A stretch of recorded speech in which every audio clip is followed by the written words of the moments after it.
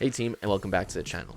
In my last video, we looked at which nations are most efficient at developing top players. I did this by looking at objective data, and there were a lot of interesting insights, but the key takeaway was how poorly the US performed. If you look at the number of top talents we produce, we're in the same bracket as Ghana, Poland, and Uruguay, which would be fine, but we invest way more money and have way more players. In fact, the data shows that countries like Croatia and Denmark are 30 times more likely to produce top players than we are. And while many will argue that we fall behind because we culturally invest in other sports, there is no shortage of American players, money, athleticism, or interest. So the cause must be systemic.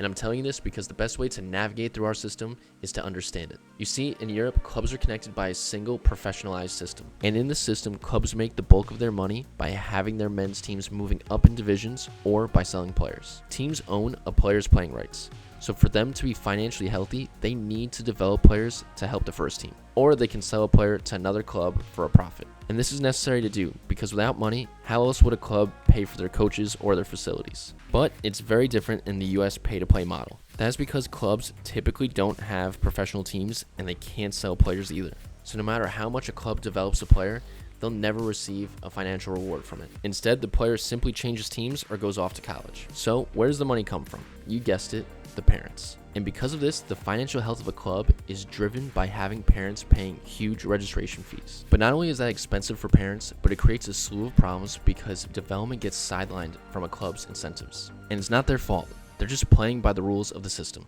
But if you look at a club like Ajax, the youth coaches develop players like Frankie de Jong and Matthijs de Ligt. So when those players got promoted to the first team, so did the youth coaches. Even better, these players were sold for a combined $192 million, which could fund the academy for the next 10-15 years, where they hope to produce even more talented players. Because for them, that's good business. But the point is this, the coaches were incentivized to do this, and that benefits the club, the players, and even their own careers. Instead, most US soccer teams simply prioritize bulking their rosters, running the motions, and repeating. And even if you do get a great coach, it is the director that has the ultimate say on what happens. So in conclusion, I hope the US changes their incentives with ideas like promotion and relegation. I think that's a good start. But until then, understanding the current system will help us navigate through it. So your number one takeaway should be this. Your club wants you to succeed, but they don't rely on it. So you have to take responsibility for your own development and control what you can. That's the reason why I started this channel, to actually help players develop without the money and politics of club soccer.